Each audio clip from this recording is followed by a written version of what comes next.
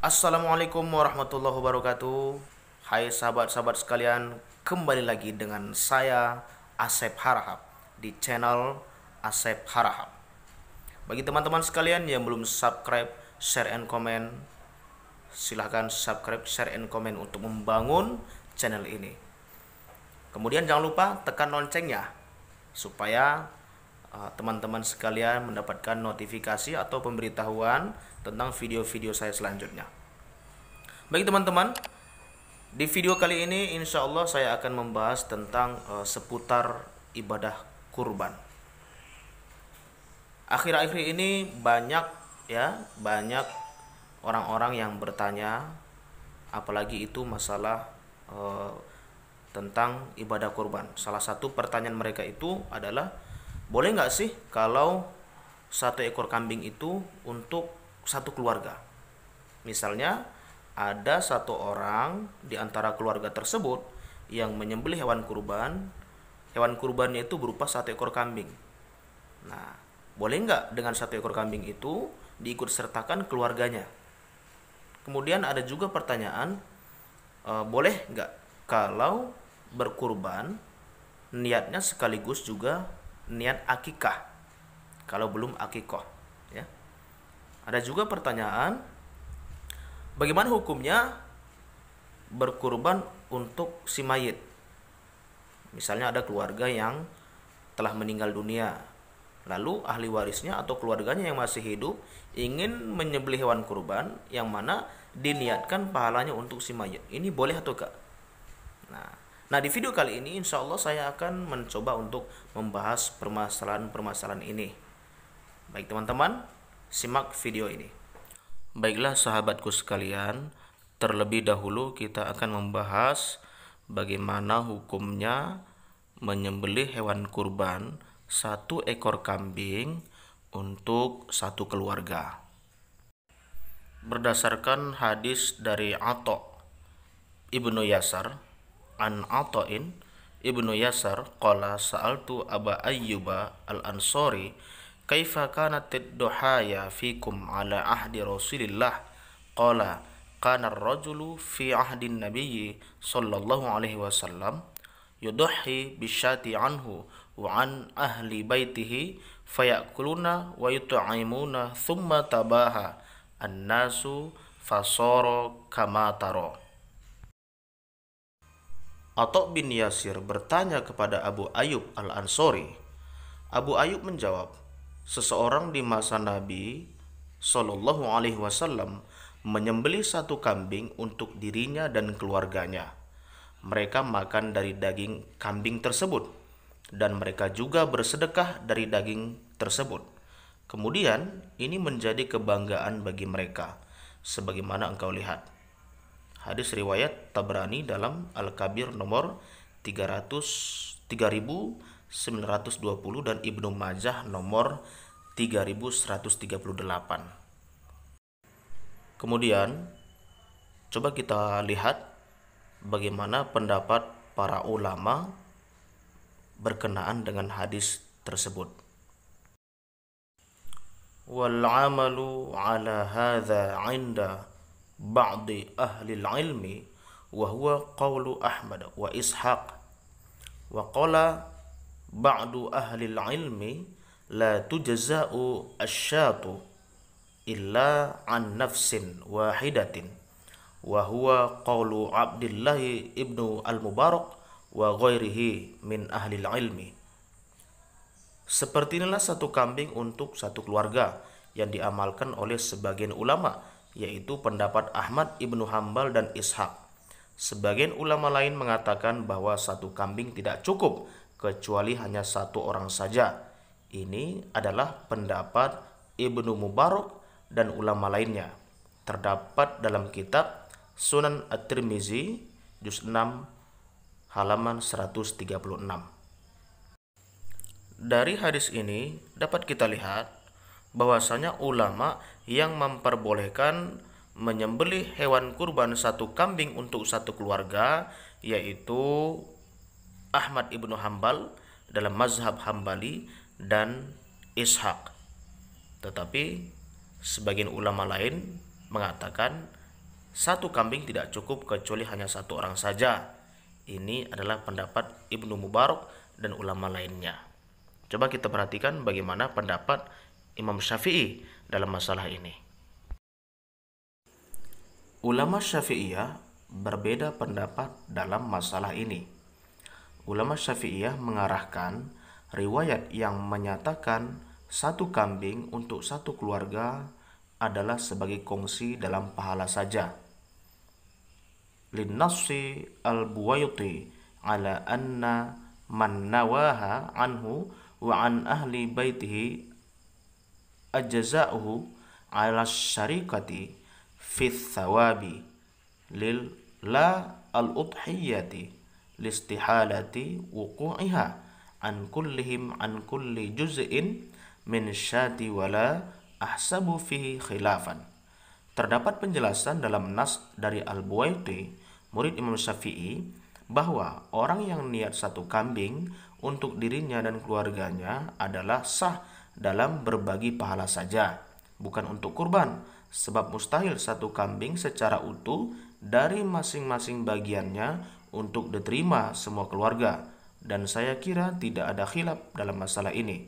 Terdapat dalam kitab Hasyiah Al-Ubbadi ala Tuhfats Al-Muhtaj juz 41 halaman 45. Nah, dari keterangan murid Imam Syafi'i bahwasanya ulama Syafi'iyah ada yang berpendapat bahwasanya tidak bisa satu kambing itu untuk satu keluarga. Hanya saja boleh dalam berbagi pahala saja, kongsi dalam pahala. Ini pendapat Imam Syafi'i atau ulama Syafi'i. Baiklah, kita masuk kepada pembahasan selanjutnya, yaitu mengenai hukum kurban sekaligus akikah. Bagaimanakah hukumnya? Boleh atau tidak? Mari kita perhatikan pendapat ulama-ulama berikut ini. Al-Hafiz Ibnu Hajar Al-Asqalani Fathul Bari mengatakan bahwasanya boleh hukumnya kurban sekaligus akikah berdasarkan riwayat dari Ma'mar dari Qatadah. Barang siapa yang belum akikah maka hewan kurban cukup baginya. Ibnu Abi Syaibah meriwayatkan dari Ibnu Sirin dan Hasan, kurban telah mencukupi dari akikah anak. Nah, ini pendapat dari Al-Hafiz Ibnu Hajar Al-Asqalani di dalam kitabnya, yaitu kitab Fathul Bari juz 15 halaman 397. Kemudian coba kita perhatikan pendapat ulama yang lain. Sedangkan pendapat dari Imam Syafi'i, mazhab Syafi'i, kemudian juga mazhab Maliki, Imam Malik dan salah satu riwayat dari Imam Ahmad mengatakan tidak boleh digabung. Tidak boleh digabung antara kurban dengan akikah. Alasannya apa? Alasannya karena keduanya mempunyai tujuan yang berbeda dan sebab yang berbeda pula. Misalkan dalam kasus pembayaran dam pada haji tamattu dan fidyah, keduanya tidak bisa saling mencukupi dan harus dilaksanakan terpisah. Masalah ini menyimpulkan tidak seluruh jenis ibadah yang bisa digabung pelaksanaannya dalam dua niat sekaligus. Kurban dan akikah masuk dalam kategori ini. Tujuan kurban adalah untuk tebusan untuk diri sendiri, sedangkan akikah adalah tebusan untuk anak yang lahir. Jika keduanya digabung, maka tujuannya tentu akan menjadi tidak jelas. Nah, ini pendapat dari Imam Syafi'i, kemudian juga Imam Malik Kemudian juga ada salah satu riwayat dari Imam Ahmad Ibnu Hambal yang berkenaan dengan hal ini. Kemudian tergantung kepada teman-teman sekalian, sahabat sekalian, mau mengambil pendapat yang mana. Apakah pendapat dari Ibnu Hajar al-Asqalani atau pendapat daripada Imam Syafi'i dan Imam Malik. Baiklah sahabat sekalian, kita masuk kepada pembahasan selanjutnya. Bagaimanakah hukumnya berkurban untuk orang yang sudah meninggal dunia? Boleh atau tidak? Dan bagaimana pendapat para ulama mengenai hal ini? Ulama apa saja yang membolehkan dan ulama siapa saja yang tidak membolehkan? Silahkan simak penjelasannya. Bolehkah menyembelihkan kurban untuk orang yang telah meninggal dunia? Di dalam kitab Fiqhul Islam wa Adilatuhu karangan Syekh Wahba Az-Zuhaili menjelaskan ada 4 ulama yang berpendapat mengenai bolehkah menyembelihkan kurban untuk orang yang telah meninggal dunia. Yang pertama adalah pendapat Imam Syafi'i. Menurut mazhab Syafi'i, tidak boleh berkurban untuk orang lain tanpa seizinnya. Tidak boleh berkurban untuk orang yang telah meninggal dunia jika orang yang telah meninggal dunia itu tidak meninggalkan wasiat untuk itu, berdasarkan ayat Al-Quran Surah An-Najm ayat 53.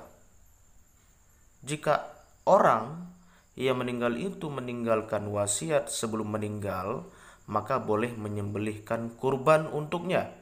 Dengan wasiatnya itu, maka pahala kurban tersebut menjadi miliknya, dan seluruh daging kurban tersebut mesti diserahkan kepada fakir miskin.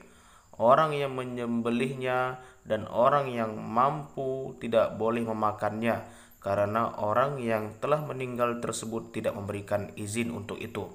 Kemudian, menurut mazhab Maliki, makruh hukumnya berkurban untuk orang yang telah meninggal dunia jika ia tidak menyebutkannya sebelum ia meninggal dunia. Jika ia menyatakan dan bukan nazar, maka dianjurkan bagi ahli waris untuk melaksanakannya. Ini adalah pendapat Imam Syafi'i dan Imam Maliki mengenai berkurban untuk orang yang telah meninggal dunia. Lalu bagaimana pendapat Imam Hanafi dan Imam Hambali?